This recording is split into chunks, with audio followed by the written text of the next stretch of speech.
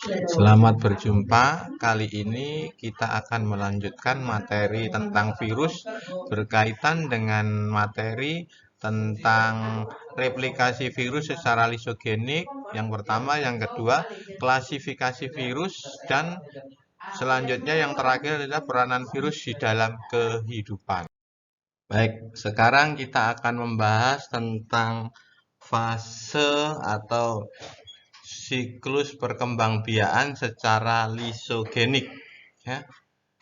Ini kelanjutan dari perkembangbiakan virus secara litik tadi. Kalau secara litik tadi, sel inangnya akan pecah.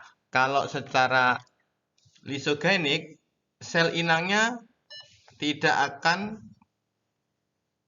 rusak inangnya. Siklus ini terjadi apabila si inang dari virus tersebut mampu bertahan hidup. Ya. Apa yang terjadi di situ? Yang terjadi sama aja. Pertama absorpsi menempel, terus terjadi injeksi, ya, injeksi DNA ke dalam tubuh inang. Pada tahap selanjutnya adalah tahap penggabungan, ya, yang disebut di sini istilahnya profag. Profage, ada yang nulis seperti itu. Apa itu? Gabungan DNA bakteri dengan DNA virus. Ya, DNA virus bergabung dengan DNA inang. DNA virus bergabung dengan DNA inang. Kalau pada tahap litik terjadi eklifase, mengambil alih kendali. Tetapi di tahap ini, profag ini, DNA gabungan tersebut tidak mampu, maksudnya bukan tidak mampu, DNA virus tidak mampu mengendalikan sintesa atau metabolisme pada tubuh inangnya. Ya, jadi apa yang terjadi? Kita tahu bahwa inang ini yang kita ambil contoh adalah bakteri. Inang tersebut juga merupakan makhluk hidup. Salah satu ciri makhluk hidup adalah berkembang biak. Nah, itu ciri dari makhluk hidup, berkembang biak. Kalau virus itu berkembang biakannya menumpang, kalau di inang dalam hal ini adalah bakteri, perkembang biakannya kita tahu dengan cara membelah diri. Ya, dengan pembelahan diri dari satu menjadi dua. Di dalam pembelahan inang yang saya maksud di sini bakteri ini ada yang namanya sitokinesis sama kariokinesis. Ya, dua tahap itu. Ya, di situ tadi DNA-nya kan sudah gabung profag tadi. Diawali dengan pembelahan inti kariokinesis, ya. Kariokinesis baru dilanjutkan dengan pembelahan sitoplasma yang disebut sitokinesis. Nah, yang di sini awalnya tadi saya sebutkan bahwa DNA bakteri dalam hal ini inangnya yang berupa gabungan profag tadi, kita sebut profag aja. Profag tadi membelah dulu, ya, kariokinesis, setelah itu diikuti dengan sitokinesis, sehingga setiap inang memiliki profag masing-masing. Nah, ini potensi inilah potensi yang saya maksud adalah tahap ini, semua inilah ini yang disebut dengan lisogenik. Sehingga apa? Setiap kali inang membelah, DNA-nya juga membelah. Sehingga kalau boleh dibilang karier, membawa, ya. Jadi DNA-nya itu berupa profag yang saling bergabungan. Ya, saling menggabung. Pada tahap tertentu dia bisa masuk ke dalam siklus litik apabila inang dari virus tersebut tidak bisa tahan terhadap virus yang menjadi materi yang masuk ke dalam tubuh bakteri tersebut, sehingga dia masuk ke dalam setelah tahap absorpsi, injeksi, penggabungan ini, profag ini, terjadi yang namanya tahap eklifase. Ya, eklifase. Setelah eklifase, kalau pada litik atau lisis, eklifase. Setelah eklifase adalah sintesa. Terus Setelah sintesa ya perakitan, baru lisis. Seperti itu kira-kira singkatnya. Ya, ada lisogenik, sel inangnya mampu menahan atau tidak bisa dikendalikan oleh DNA virus. Sehingga pada saat bakteri membelah, DNA yang mengandung Provac tadi juga ikut membelah. Dari dua hal tersebut pasti sudah kita bisa pahami beda antara litik sama lisogenik. Oke. Nah, kalau keterangan singkatnya atau keterangan lanjutannya seperti ini kira-kira siklus lisogenik itu. Pada siklus ini, dinding sel bakteri tidak akan segera lisis. Pada saat lisogenik, materi genetik virus diproduksi di dalam sel bakteri tanpa menghancurkan inangnya. Tahap awal siklus ini adalah virus bakteriofag menempel pada dinding sel bakteri, kemudian melalui ekornya disuntikkan DNA ke dalam sel bakteri yang kita sebut dengan injeksi atau penetrasi ya. DNA virus kemudian menyisip ke dalam DNA bakteri. DNA virus ini bersifat laten, nah, tersembunyi ya, tidak aktif membelah. DNA baru tersebut dinamakan Provac. Nah, Provac ingat, gabungan DNA bakteri sama DNA virus ya, Provac. Provac kemudian mengadakan replikasi ya, apabila lingkungan menguntungkan ya, memasuki tahap litik. Menguntungkan di sini adalah si inang atau bakterinya tidak mampu bertahan terhadap serangan DNA atau RNA virus, artinya masuk ke tahap eklifase. Pada tahap tersebut terjadi biosintesis yang diakhiri dengan pembentukan dan pelepasan virus baru. Maksudnya ini apabila masuk siklus litik ya, yang keterangan di bawah ini. Oke, kita lanjutkan lagi ya. Kita lanjutkan ke hal baru ya. Hal baru materi kita adalah klasifikasi atau pengelompokan virus ya. Virus itu bisa diklasifikasikan berdasarkan di sini ya, berdasarkan DNA-nya maupun RNA-nya saja. Sehingga virus itu dikelompokkan menjadi dua, virus DNA dan virus RNA. Contoh virus DNA itu bisa kita lihat di situ, apa itu virus RNA itu apa, itu bisa kita baca dan kita lihat. Nah, oke, kita lanjutkan ya. Virus berdasarkan DNA atau RNA-nya. Berikutnya adalah pengelompokan virus berdasarkan bentuk dasarnya. Bentuknya ya maksudnya ya. Bisa berbentuk ikosahedral, berbentuk helikal, berbentuk kompleks. Ya. Ini bisa Kenapa orang mengelompokkan virus ya? Biar mudah di dalam mempelajari ya. Ya, itu virus berdasarkan bentuk. Selanjutnya, virus juga bisa dikelompokkan berdasarkan selubungnya. Ya, nukleoplastid. Nukleus inti ya. Nah, virus yang bersampul atau berselubung ya. Terus yang satu yang tidak memiliki selubung ya. Itu berdasarkan selubungnya, pembungkusnya. Terus berikutnya virus berdasarkan jumlah virus berdasarkan jumlah kapsomernya ya. Klasifikasi virus berdasarkan kapsomernya. Kapsomer apa? Kapsomer itu berdasarkan pembungkusnya, pembentuk kepalanya. Kalau kita yang belajar struktur virus yang awal tadi, ada yang memiliki 252, 162, 72, 60 kapsomer ya, itu kira-kira seperti itu. Jadi macam-macam ya orang mengelompokkan virus.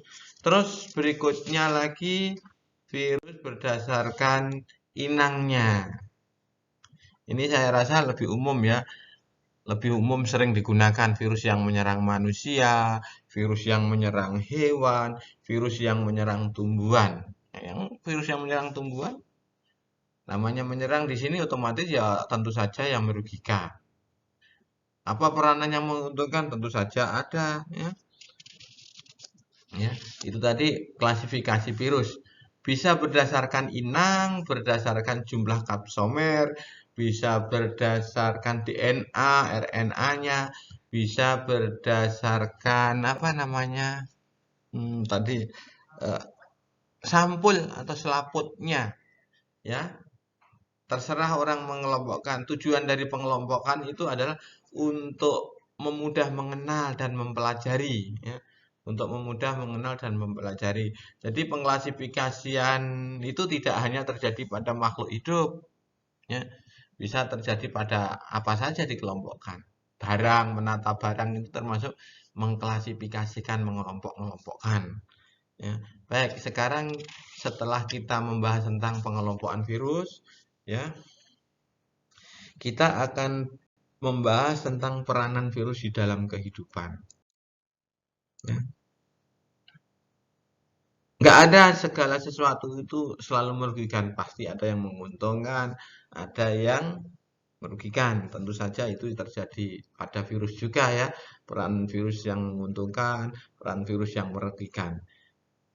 Pastinya sudut pandangnya dari sudut pandang manusia menguntungkan untuk manusia, bisa sudut pandang untuk menguntungkan atau merugikan manusia. Kalau manusia tentu saja bilangnya merugikan jika tidak menghasilkan bagi dia. Contohnya kalau dia menyerang tumbuhan, tumbuhan itu adalah merupakan lahan pertanian kita, tentu saja itu akan merasa merugikan kita. Jadi tidak hanya pada tumbuhan saja. Oke, kita lanjutkan. Peranan virus yang menguntungkan dan merugikan bagi manusia. Peranan yang menguntungkan, ya. Peranan virus dalam kehidupan yang menguntungkan. Pertama, virus dapat dimanfaatkan oleh manusia di dalam bidang kedokteran untuk membuat vaksin. Ya. Vaksin merupakan bahan yang dapat menimbulkan reaksi kekebalan pada organisme yang disuntikkan. Vaksin namanya, kalau program pemerintah itu namanya vaksinasi, ya. Vaksin dapat berupa virus yang dilemahkan atau bagian dari virus tersebut. Vaksin contoh adalah vaksin polio, berfungsi mencegah penyakit polio atau kelumpuhan, ya. Jadi virus dapat digunakan sebagai bahan vaksin dengan cara melemahkan. Jadi yang dimasukkan pada vaksinasi itu adalah penyakit, tetapi sudah dilemahkan. Virulensinya, kemampuan virus menyerang, ya, menimbulkan penyakit, itu virulensi, ya. Proses vaksin namanya vaksinasi. Jadi kalau sudah tahu seperti itu, berarti kalau orang melakukan vaksinasi ya dalam kondisi sehat. Tidak bisa orang melakukan vaksin jika sakit karena dia akan dimasukkan ke dalam tubuhnya adalah bagian tubuh atau bagian virus yang sudah diturunkan kemampuan untuk menyerangnya, virulensinya diturunkan, ya. Nah, digunakan sebagai biopestisida. Bio makhluk hidup, pestisida itu bahan yang digunakan untuk membunuh serangga dan makhluk hidup yang merugikan, baik itu namanya pestisida berarti untuk kegiatan pertanian, ya. Bakulovirus contohnya, ya. Yang berikutnya adalah virus yang digunakan untuk pemetaan kromosom. Ya. Yang berikutnya virus yang menguntungkan untuk pembuatan vaksin. Yang berikutnya dimanfaatkan untuk mengubah sifat bakteri agar bisa dimanfaatkan di bidang kedokteran. Contohnya saja ini ya virus yang sudah umum digunakan, lepas dari virus ya ini bakteri disisipi, ya ini digunakan untuk rekayasa genetika dengan bantuan virus, digunakan untuk membuat hormon insulin ya. Bakterinya itu DNA-nya disisipi dengan DNA pankreas sehingga bakteri saat melakukan sintesis akan menghasilkan insulin yang digunakan untuk membantu orang-orang yang kena penyakit gula, ya, diabetes mellitus ya. Berikutnya virus dimanfaatkan untuk memproduksi interferon atau protein sel normal sebagai respon dari infeksi virus ya. Nanti silahkan dicari lagi keterangan yang lebih lengkap di bacaan di internet banyak ya virus yang menguntungkan ya dapat digunakan untuk biopestisida, pemetaan kromosom, membuat vaksin, mengubah sifat bakteri sehingga kendalinya kepentingan apa yang diinginkan oleh manusia untuk kesehatan bisa dilakukan dengan merekayasa sel bakteri dengan bantuan virus lah tentunya ya. Virus dapat dimanfaatkan untuk membuat interferon. Oke, kita lanjutkan peranan virus ya yang lain. Ini peranan yang merugikan. Peranan yang merugikan, virus itu mampu atau dapat menyerang manusia, dapat menyerang hewan dan menyerang tumbuhan. Dan ini termasuk jenis klasifikasi virus itu tadi ya berdasarkan inangnya. Kenapa kok disebut merugikan? Kok dapat menyebabkan kerugian? Virus itu kan bersifat parasit obligat. Tentu saja dia akan mengambil kebutuhannya, ya kebutuhan virus tadi dari inang yang ditempati. Ya, dari inang yang ditempati. Kalau yang ditempati manusia disebut virus manusia, yang ditempati hewan maka dia disebut virus hewan. Ya. Kalau yang ditempati tumbuhan maka dia disebut virus tumbuhan. Itu klasifikasi. Baik, kita lanjutkan. Saya akan memberikan keterangan singkat-singkat aja ya virus-virus yang menyerang manusia, yang menyerang hewan, yang menyerang tumbuhan. Nah, yang umum lah yang kita jumpai. Kalau sekarang ngetrennya virus corona, nah, corona itu ya juga jenis pengelompokan virus ya, juga jenis pengelompokan virus. Baik, saya lanjutkan. Contoh virus yang menyerang manusia adalah HIV. Virus ini udah lama ya, ini virus ini menyerang sistem pertahanan tubuh. Human immunodeficiency virus. Ya, nama virusnya HIV. Penyakitnya AIDS, acquired immunodeficiency syndrome. Ya. Penyakit ini menular bisa melalui hubungan seksual, bisa melalui transfusi darah. Ya. Pemakaian jarum suntik secara bergantian oleh orang yang menderita HIV atau diserang HIV ya. Macam-macam ini berbahaya sekali penyakit ini. Belum ketemu obatnya, makanya salah satunya ya harus kita menghindari untuk terjadinya infeksi HIV ini. Ya. Saya lanjutkan, virus HIV itu bisa berbahaya, itu yang menyerang manusia. Berikutnya adalah virus Ebola. Nah, virus ini juga menyerang manusia, ya. Belum ditemukan obatnya. Mematikan, demam, diare, bisa menyebabkan pendarahan, ya. Virus Ebola. Yang berikutnya virus yang menyerang manusia. Virus corona.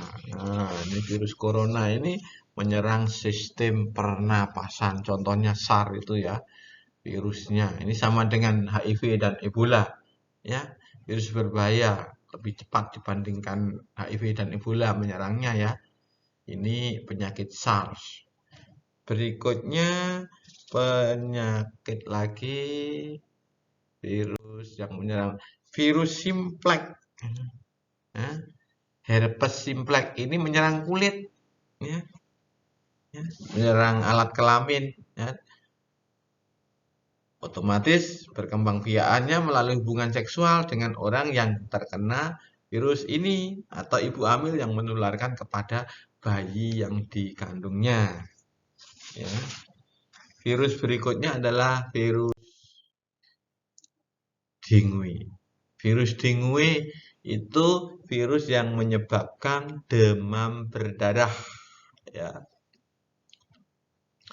Virus ini bukan disebabkan oleh nyamuk, tetapi disebarkan oleh nyamuk. Demam berdarah itu menyerang manusia yang terkena virus dengue. Nyamuk Aedes aegypti hanya menyebarkan. Jadi penyebabkan bukan nyamuk tapi virus.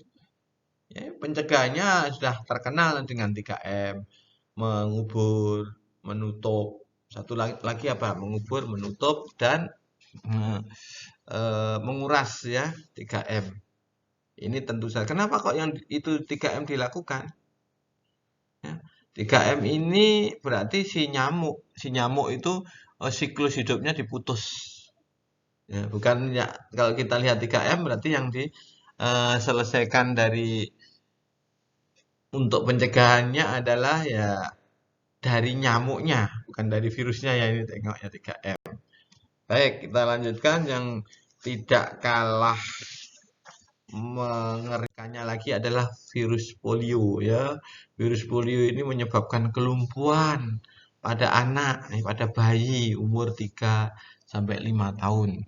Ini kalau kita di posyandu pastinya ada namanya virus polio, virus poliomyelitis ya, menyebabkan kelumpuhan. Bahaya. Oke, setelah itu kita lanjutkan ke peranan yang virus ya. Ini masih yang menyerang menyerang hewan sekarang, virus yang menyerang hewan. Yang menyerang hewan itu di sini yang disebutkan virus rabies atau virusnya disebut rhabdovirus. Virus yang menyerang sistem saraf pusat manusia dan otaknya ya. Akibatnya tubuh tidak mampu untuk bergerak dan menimbulkan hidrofobia. Apa itu hidrofobia?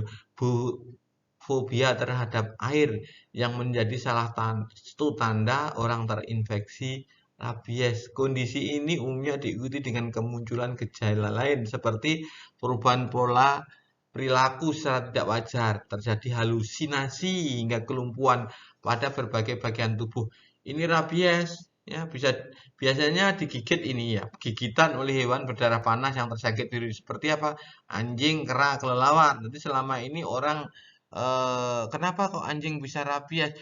Bisa ngigit. Makanya kok yang terkenal kalau rabies itu anjing karena lebih banyak orang memelihara anjing dan lebih dekat dengan anjing. Maksudnya eh, anjing sebagai hewan piaraan itu lebih intens berinteraksi dengan kita daripada kalau memelihara kelelawar sama kera orang lebih intens dengan anjing sehingga terkenalnya virus ini seakan-akan eh, menyerang anjing saja padahal anjing itu hanya menularkan salah satunya kepada manusia. Hidrofobia ciri-cirinya takut pada air. Itu ya. Berikutnya virus yang menyerang sistem pernafasan, unggas. Ya, ini sempat terkenal H5N1. Wabah ini menyerang hewan-hewan unggas. Unggas itu kelompok burung dan ayam. Mampu menyerang kepada manusia, yang diserang adalah sistem pernafasan. Berikutnya kita beralih virus yang merugikan yang menyerang tumbuhan. Terkenalnya adalah TMV, Tobacco Mosaic Virus. Ya, ilmu virologi tentang virus ini awalnya diteliti melalui daun tembakau yang terserang virus. Ya, ini awal mula dikenal adanya virus itu penelitiannya adalah TMV nih, tobacco mosaic virus, ya, yang tahu ukurannya kecil, ya.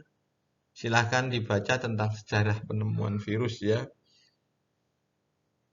Kita lanjutkan berikutnya, virus yang menyerang padi, virus Rhizostungro bacillariform, ya. Cirinya tumbuhan padi yang terserang ini adalah tumbuhannya kerdil, pendek, warnanya merah sampai uranya kekuning-kuningan, sehingga berakibatnya berkurangnya jumlah panennya. Gabah itu eh, padi yang masih nempel di tanaman, biji padi maksudnya yang nempel di padi itu disebut gabah. Virus Rhizostungro bacillarium, VRTB kalau mau disingkat seperti itu. Jadi dari awal sudah kita sampaikan bahwa tadi virus itu ada yang peranan menguntungkan, ada peranan yang merugikan. Jadi merugikan tentu saja dari sudut pandang manusia, ya. Dari sudut pandang manusia bahwa hasil panennya atau kesehatan manusia itu terganggu, ya. Jadi apa istilahnya, ulasan balik. Jadi virus itu bukan disebut makhluk hidup kalau kita awal ciri-cirinya karena dia mampu dikristalkan. Virus bukan disebut makhluk hidup karena mampu dikristalkan. Virus disebut makhluk hidup karena memiliki DNA dan mampu melakukan replikasi. Virus disebut parasit obligat. Kenapa? Karena virus hanya mampu hidup di dalam tubuh makhluk hidup. Dia tidak mampu hidup di luar makhluk hidup. Karena di luar tubuh makhluk hidup menjadi benda mati. Karena sifatnya yang tadi, maka virus itu disebut metaorganisme. Ya. Selanjutnya, virus juga diklasifikasikan, juga dikelompok-kelompokkan. Tujuannya mengklasifikasi itu untuk memudahkan mengenali. Bisa diklasifikasikan berdasarkan inangnya, bisa diklasifikasikan berdasarkan DNA atau RNA-nya, bisa diklasifikasikan berdasarkan amplopnya, selubungnya, ya. Terus virus mampu bereplikasi dengan model yang terkenal namanya siklus litik dan siklus lisogenik. Ciri siklus litik itu inangnya pecah. Ciri lisogenik, inangnya mampu bertahan hidup, ya. Ada tahap profage. Kalau siklus litik tahapnya ada yang namanya absorpsi, ya, absorpsi, penetrasi atau injeksi, eklifase, sintesis, sama lisis. Ya, tentang peranan virus bagi kehidupan. Ada virus yang menguntungkan, ada virus yang merugikan. Ya, contoh virus yang merugikan, yang menyerang manusia. Contohnya apa tadi kita sebutkan bahwa HIV, terus polio, terus lagi Ebola, demam berdarah, ya.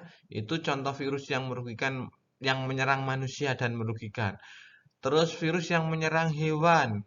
Contohnya flu burung H5N1 itu SARS. Dia bisa ditularkan pada manusia juga. Ya, H5N1. Terus yang terkenal mungkin pemelihara ayam itu terkenal penyakit NCD. Tadi di slide belum ada NCD, Newcastle disease virus. Ya, Newcastle disease, ya, itu disebabkan oleh virus yang menyerang kepala ayamnya, tetelo istilahnya.